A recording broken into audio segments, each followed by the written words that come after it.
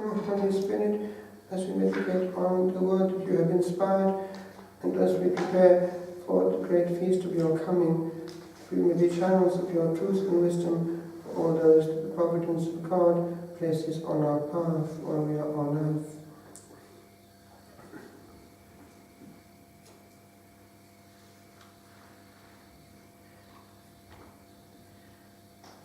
In the 4th chapter of St. Luke, we have the Lord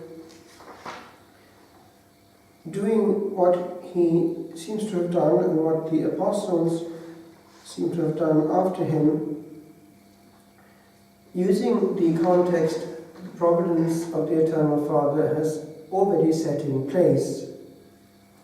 We find him just going into the synagogue and then being invited to read.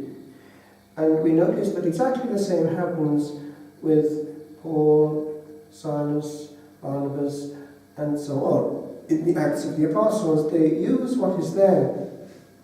We have even one occasion when Paul, in one town outside Judea, uses the equivalent for people who believe in the one God. They have a place of prayer, and there he has that encounter with a lady who is touched. The Lord opens her heart to the words that Paul is speaking. So here we have the Lord using this context of the atmosphere in which people are attentive, and then in that prepared terrain he's able to sow the word.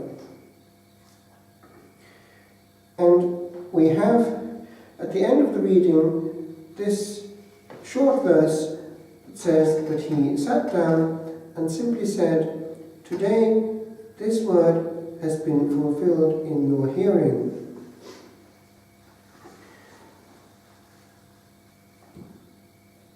We have, do we not, the experience of frequently a message coming to us. Could you come and do this?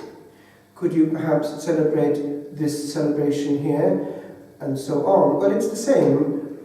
Providence has prepared the terrain and we fit into the slot. And then, because if we are able to go along with the atmosphere which normally one finds in a sacred place, in a sacred assembly, one has a lot of the work already done. People are in listening mode, and we can educate them to be even more so by teaching them through our bearing interiority in the house of God. Indeed, that is something not indifferent in itself. Otherwise, what we are doing is performing. And I've noticed on a weekly basis that the practice of not talking in the sacristy but only whispering already creates with the altar boys who week by week are growing up, as it were, under my wing, that notion of the sacristy already being a place of preparation, and therefore when they come to the altar they're already in a preparatory state of awareness, and also praying with them in a spontaneous way before one actually goes onto the altar gets them to be aware that they are actually coming into the divine presence and behaving as such. And also in the way that people see one, because I try to keep that old discipline there, that it's actually more or less an obligation in the old rite, that one does spend a short while before the high altar on one's knees before one actually vests. And when people see that happening, and straight away they are calmed by seeing the example of the priest. And also, at the end, one does not come into the church to start talking with this and that about anything, but rather than that, I just go straight into the confession box, and so there's a holy conversation going in there. In other words, it's a whole in which the Lord then is more free to act because we're not getting in the way. And the Church has given us recently a document to help us in this important ministry of conveying as mouthpieces His truth and power in the spoken word. The bishop in our diocese has just given us, each one of us, throughout the diocese priests, this volume, recently published, the homiletic directory from the Congregation for Divine Worship and the Discipline of the Sacraments. And I've just been studying it quietly during this retreat, and it is actually a precious document. It's in more than one part. The first part goes into the homily and the liturgical setting, and it goes into the various dynamics at work, also with certain hints as to how to be effective. There are also then models of how to understand what a homily is in its application to various key moments of the year, starting with the Easter Triduum and showing examples of how things are pulled out of the readings and applied and linked together. And towards the end, there is then this important help which we can actually use on a weekly basis. All the Sundays of the year, in all three cycles, are noted with the corresponding parts of the Catechism of the Catholic Church, which are relevant, which means that there is a gentle hint there that our preaching over a period is, without being overly so, yet it is genuinely catechetical, instructive, and imparting a course of study without being formal, but just in there as bits of truth not to be missed. Otherwise, we end up with this situation to which the great English poet who wrote Paradise Lost, John Milton, referred. The hungry sheep look up and are not fed. We're giving too much of ourselves, not solid food. It's not enough just to be interesting, not enough just to be relevant to the latest bulletin on the news. It has to be also imparting something for the eternal or immortal soul. This very day, actually, we had that invitation of the Lord to Peter, whom he calls, interestingly, Simon Bar-Jonah. Doesn't he? Not Peter at that point, as though he were taking him back to his original call and his humanity. And each time, after this positive answer, we have this invitation to feed. Well, that too is addressed to us.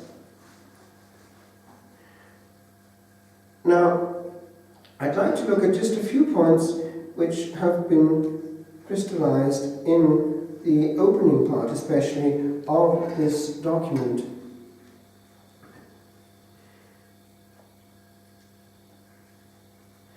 Because the homily is an integral part of the liturgy, it is not only an instruction, it is also an act of worship, and it goes into the fact that if one looks carefully at the homiletic structure of some of the early fathers, they do actually often end up in some kind of doxology.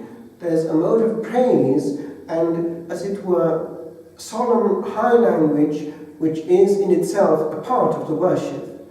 So it's not just banal, human, and certainly not profane.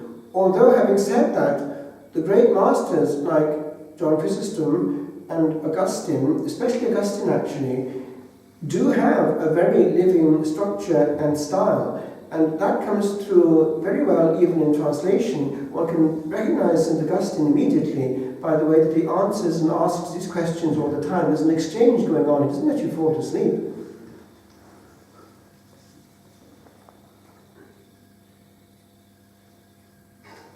So, this first element is given to us there of being actually what comes through straight away in the Acts of the Apostles after the outpouring of the Spirit. They are recounting the Magnalia Dei, aren't they, in these new languages, and that is this first element of praise straight away in the proclamation. And then it goes on to say, given its liturgical nature, the homily also possesses a sacramental significance. Christ is present in the assembly gathered to listen to his word. and in the preaching of his minister, through whom the same Lord, who spoke long ago in the synagogue at Nazareth, now instructs his people. So he's quoting here the document that Pope Benedict gave after the Synod on the Word, Verbum Domini. The sacramentality of the Word can thus be understood by analogy with the real presence of Christ under the appearances of the consecrated bread and wine. By approaching the altar and partaking in the Eucharistic banquet, we truly share in the body and blood of Christ. The proclamation of God's Word at the celebration entails an acknowledgement that Christ himself is present, that he speaks to us, and that he wishes to be heard. Now, that's worth meditating upon, because actually it gives us some idea of the onus of responsibility that we bear. He wants to be heard. When the Greeks come up to the apostles, they say, "We wish to see the Lord." And that is something that every believer is saying to us when we're looking down from the pulpit. We want to see the Lord, not us. It is because the homily is an integral part of the Church's worship that it is to be delivered only by bishops, priests, or deacons. So intimate is the bond between the table of the Word and the table of the altar that it is fitting that the homily should be given by the priest celebrant himself. That's actually from General Instruction, number 66. Or in any case, always by one ordained to preside or assist at the altar. Then it goes into the question of lay people who have gifts. Well, it says very clearly, well-trained lay leaders can also give solemn instruction and moving exhortation, one sees it. But it adds straight away, and opportunities for such presentations should be provided. In other contexts, that's the bit that sometimes people forget. In other contexts. But it is the intrinsically liturgical nature of the homily that demands that it be given only by those ordained to lead the Church's worship. That actually is coming in Redemptionis Sacramentum, which was a document published about 2004 by the congregation, the same congregation, and which had been alluded to before it was published by, I believe, the Holy Father, because it was foreseen that there had to be some document at last published for the whole Church to address the issue of liturgical abuse. And that's what it was. Actually, I remember, strange enough, when that was just being published, I was supposed to be giving a series of lectures in a convent where a friend of mine had entered to be a nun, a contemplative convent, and I discovered from a message that the Mother Superior sent me just before I got there that I was expected to go along with what was going on there regularly, that the sisters would actually share the homily. So I thought about this, and this was read in chapter, this instruction, Redemptionis Sacramentum, and that was one of the issues coming through. And so I wrote to her, I explained I can't go along with that, and so I didn't actually go. And so I went up separately just to see the sister and talk with the Mother Superior, but apparently that decision had made them reflect, because it was a good community, and the fact that a priest who was Orthodox wouldn't go there because of that made them actually reflect. And eventually my friend, not for that reason, for another one, actually left the convent. But the Lord has to be Lord, because what's going on in a situation like this is that we're, as it were, manipulating grace, and we're, especially when it comes to preaching when we're not ordained, in a situation where our whole sermon is in disobedience, and the sermon of our life is contradictory to what we might be saying with our words. What you have to say, you say it with all your being. Charles de Foucault, ce que tu as à dire, dis-le de toute ta vie. And that old saying in English, your words, your actions speak so loudly that I can't hear what your words are saying. In other words, if a lay person is getting up to preach, well, it's in a sense preaching against the law that one is trying to preach, because the first preaching has to be that of obeying the one that we're preaching about. So it's just nonsense, and the Lord is not free to bless it. Now, Pope Francis observes that the homily is a distinctive genre. It is preaching situated within the framework of the liturgical celebration. Hence it should be now some solid points he gives us. Brief, and avoid taking on the semblance of a speech or lecture. And in one's priestly life, one does see the difference between the two. This is a lecture. It's a different dynamic. And lessons in a school or whatever are not the same as a sermon or a homily. Actually, even a sermon is not the same as a homily, because it's not necessarily true that there is no place at all for a sermon in the life of the church. For instance, the old tradition of retreats, of missions, of Lenten sermons, think of those of Notre Dame, we have the great preachers like Ordained and so on. These are sermons, and they were entities, gems, well chiseled, well prepared, and perfectly delivered in themselves. In French, I saw straight away when I was 17 how in France it was still there. The art of preaching was a well chiseled art. It delivered well, and you remembered the sermon. In fact, some of the French sermons I heard influenced me forever. When I was in school, they were very powerful sermons.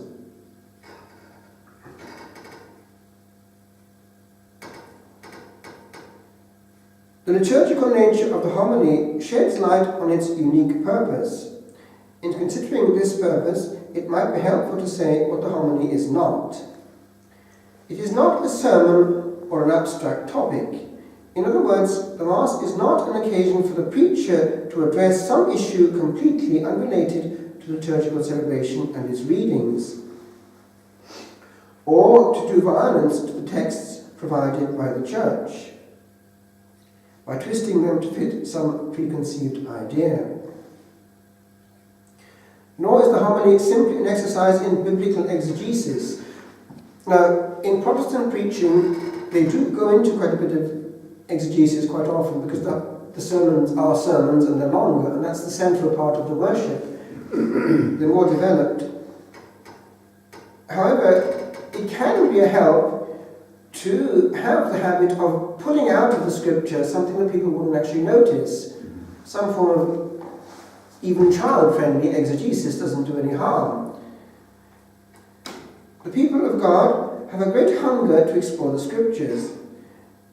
That, by the way, I've noticed on a weekday is something which does help, because one has on a weekday a small number of people who are there by choice, and the word here, pulling out something they wouldn't have noticed, the detail, does actually help them, because one has a lot of scripture over the year on a weekly basis. And pastors should provide them with opportunities and resources that enable them to deepen their knowledge of God's Word. Now, by now, post-conciliar Catholic life, that has become a part of the scene, not only in monasteries and convents, but also in many parishes, that partage d'évangile has come in, either before or after, usually before actually, the deliverance of the homily itself on a Sunday, as preparation in some other event in the course of the week. Actually now, in monastery in Italy, we had that, also we had it in France, and it was enriching by the time it came to then the celebration on the Sunday. We had these shared lights on the Gospel. But many pastors have found that that is a useful event to supplement also the somewhat impersonal nature of a large celebration on a Sunday, that element which Protestants have sometimes more than we do, fellowship. One can actually have a smaller group there by choice, wanting to have a combination of mutual enrichment on sharing meditation on the Gospel and an element of shared prayer under the form that it might take according to the circumstances and the mentality of the people around one, just using what speaks to their heart. If it works, use it.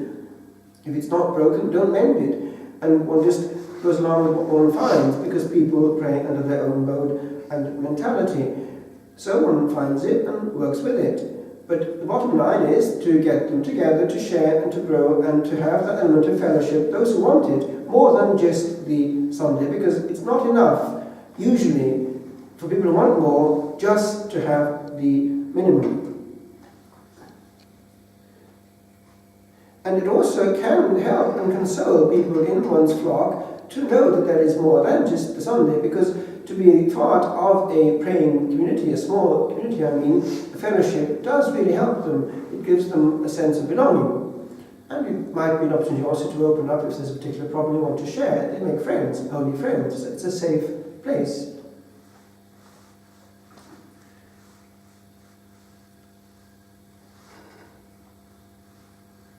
However, the Sunday homily is not the occasion for in-depth biblical exegesis.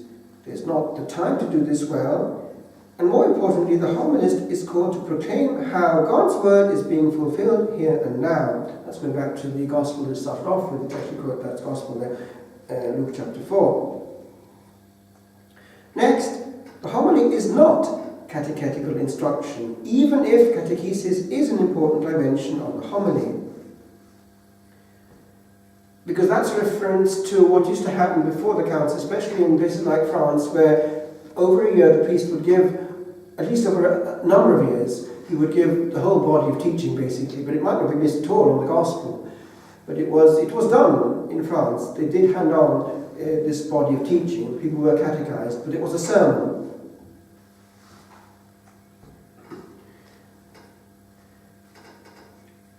As with biblical exegesis, there's not the time to do this properly.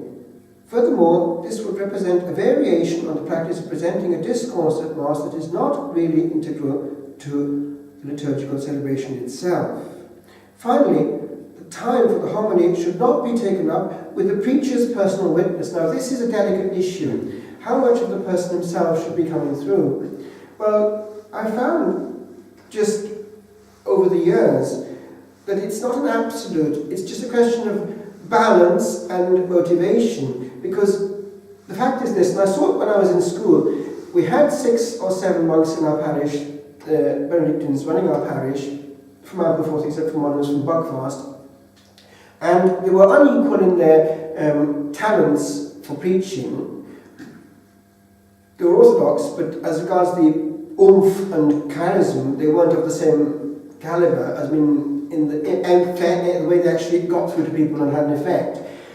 There was one brilliant preacher, and his sermons I'll never forget, and I still remember him to this day, and he was a huge influence as I was growing up, because he would never use any notes, and he would eventually take off, and we were waiting for that moment, and he would ignite, and he would say things as they are, and he would always, on a Sunday and a weekday, because he preached on a weekday as well, always start off with an image or a story. Therefore, you remember him to this day. Remember, on some weekday, I was walking down the road there, he was digging a hole in the ground, a beautiful hole in the ground. And off he goes, this hole in the ground. So you won't forget those sermons. And and as I say, he would ignite and take off, and wow, you're waiting for that to happen. And you can tell them to give us back Sandwich Cathedral when you're at it. In other words, he would say things as they are, and and let me tell you, St Mary's, Canton, Cardiff is the only church in Canton, Cardiff where you'll find the real presence of Christ on the altar. Well, he was saying as they were, you see, so you won't forget his sermons. He didn't have any shyness at all. He wasn't politically correct at all, but it was the truth, and you remembered it. So anyway, people, you see, like secretly that kind of thing, and they're certainly listening. No one will fall asleep in a sermon of that nature. So, all that to say that he, you see, knew also the power of starting off with that personal element. The other day I was walking down the street and I saw this hole in the ground. See, that was the starting point. Well, life is full of that. After a while, one is running short of new stories. What does one do? Well, that happened to me the other day. One starts off with what actually happened in real life. It's not drawing attention to yourself. The motivation isn't that at all. You've got actually something ready-made, something which happened. You can make that into something, an image, and start off from that. So you've got them, because that's where people are in their imagination. And it's like these emails. You have an attachment. You attach the truth to something bigger, a visual.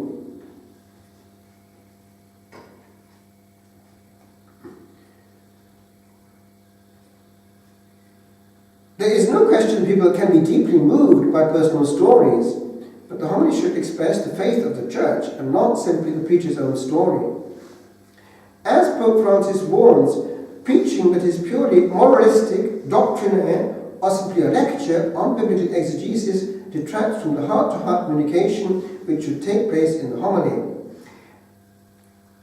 and which possesses a quasi-sacramental character, because faith comes from what is heard. And back to St. Paul. Now, this element here is to be picked out. It's in Evangelii Gaudium, number 142. Detracts from, notice this, the heart-to-heart communication which should take place in the homily.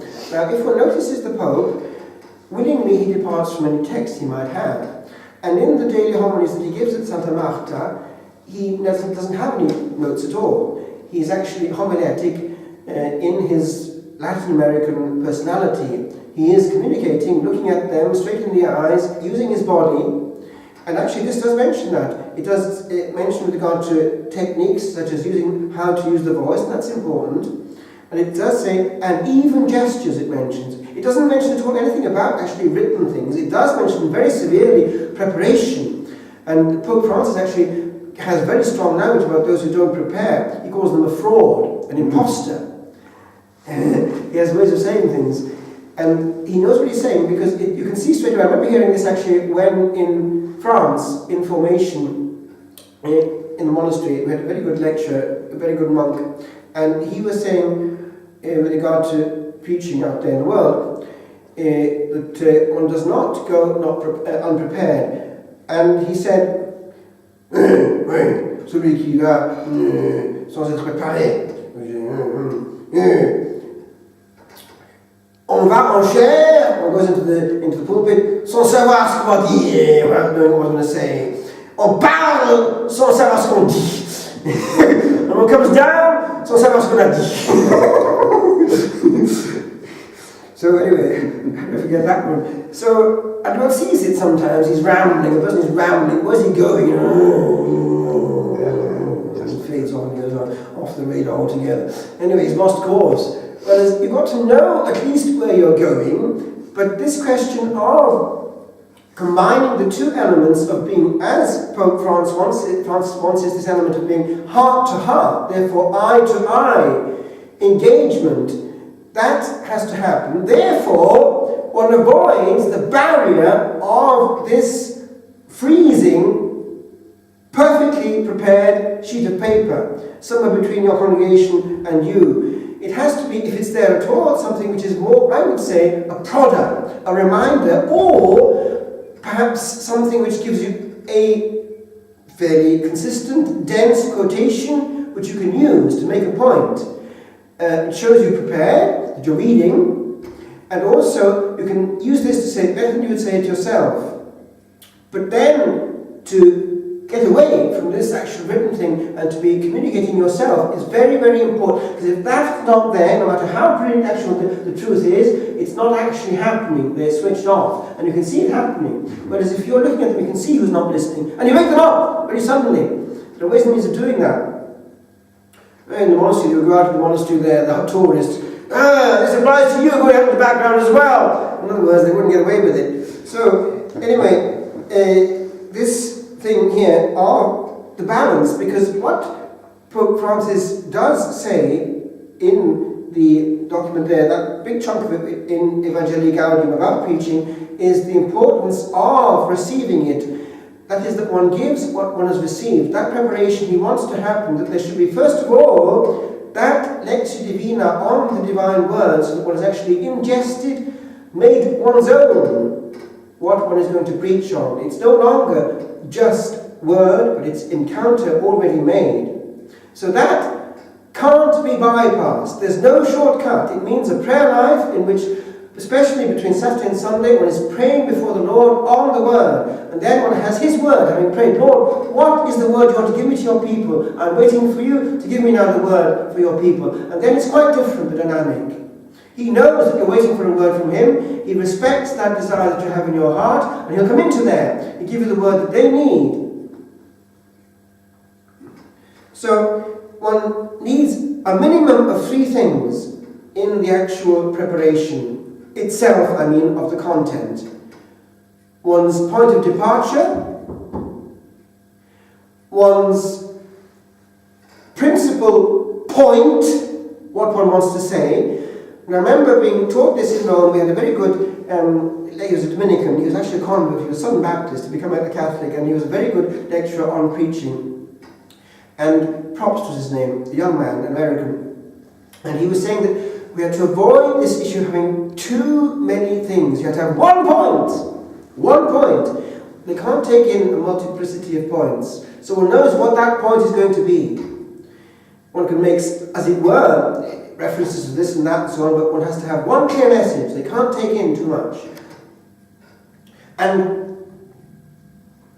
almost as important, knowing where the finishing post is. Knowing how to land. It's important. And also, having said that, this element of knowing the point is coupled with also an element of technique, to which this document alludes. There have to be abundant use is made of what is a part of the human heritage of the art of rhetoric. These matter. Hence it does refer to gestuality as well, and use of the voice as well. It does matter that we're not in category B with regard to public speaking, compared with, e.g., a politician or a comedian. I noticed actually, recently, I was at my niece's wedding in Wales, and my brother, who is actually used to public speaking because of his post, how when it came to the speech afterwards, you could see coming in there, he knew how to handle people and to get their attention. It was something that with the years one is able to master, but it's something to be had. We can leave this element of having to read things and somehow get into that element of being comfortable to handle a church full of people and not to lose them. And to do that, then, one needs, therefore, the things that work and have always worked. Therefore, and coming in specifically into the realm of culture, certain cultures have their own thing. In Holland, you will know what it is, how to get them in their mode. In Wales, we have it linked with what is there from the very strong Protestant tradition. And that has to be looked at with great respect, because it actually has worked as regards the power of their preaching, and still works. I remember I had students in the same classes as I was there in Bangor doing theology, who were preaching over the weekend already, and they could, some of them, already at that early age, handle a congregation without reading their notes. They knew already how to do it. They were very comfortable, and they were using the means. Now, in Wales, there was, as the years went by, because of the series of revivals they'd had these great revivals, the last of which was about a century ago, a whole tradition of techniques and what was done. And it was expected that after a certain point the preacher would actually take off, and there was expression for it, was called going into sail. Hoil is a sail, and going into hoil was actually being taken, the sails of the soul being filled with the wind of the Spirit, and was going off into flight mode. And they would actually, in that mode, it would become quite dramatic. They would have a change of voice, the language, the body language would become very eloquent, very powerful, and it was in itself not entertainment, but something that people would travel to see. There was a great preacher coming to town. And of course this goes back to a time when there wasn't television, so therefore the entertainment was there in chapel, and the great preachers would draw crowds. And of course that links up with the great Catholic tradition as well. Actually this week we had a great preacher in the calendar, Bernardino. And he was somebody who commanded the attention of hundreds and hundreds of people, who would be there already 2 hours before he started to get a place, and then he'd go on for about 2 hours, and he died eventually, of course, of exhaustion. But eventually he had converted Italy because of just the power of the word, without microphones, but knowing how to somehow get all these people. And we know because people sometimes wrote down what he wrote, what he spoke without writing, so the content of it, and it was very powerful preaching. And one reason why it was so powerful, and this is not a point I want to get into this, is the content was what actually hit hard. Now, if part of our present preaching is not hitting hard, it's because this also is not there. This PC has taken over. We're politically correct, and therefore we avoid certain things. And if we say certain things, we're afraid of upsetting people. Well, if we look at what's going on, even about 30 years ago, 40 years definitely, missions on a popular level in the parishes were successful because they pulled out all the stops at certain points and addressed the big issues of life and death and eternity.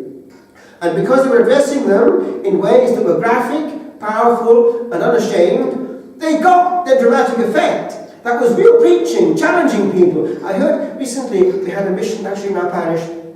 It was done by Redemptorists, and I heard somebody commenting, yes, talking about the feel-good factor, but there was no challenge. No challenge.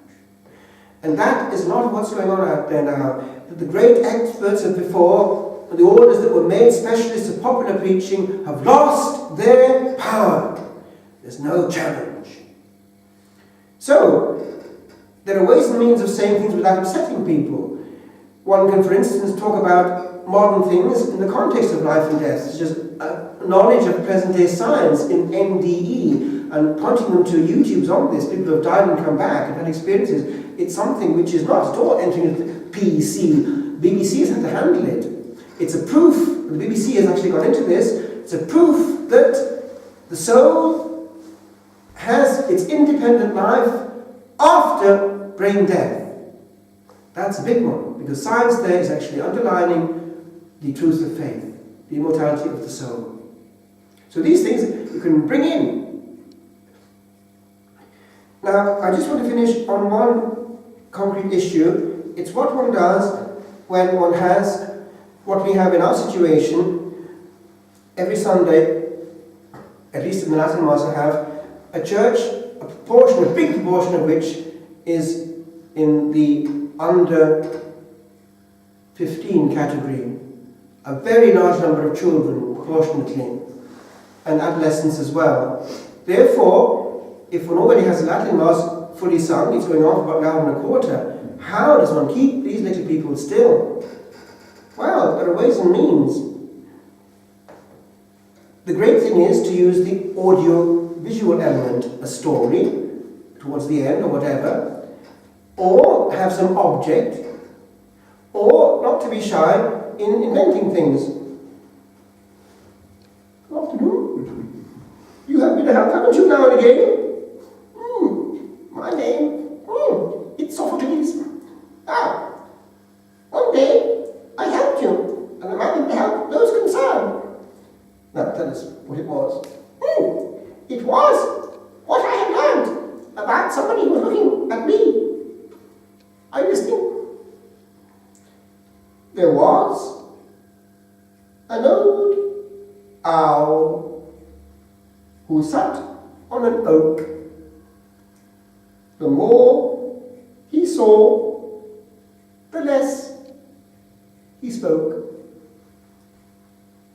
The less he spoke, the more he heard. Oh, were not I that like wise old bird? And with that, one gets the message even to little children who will remember the homily forevermore. So, something for everybody in every homily, and not more of ourselves.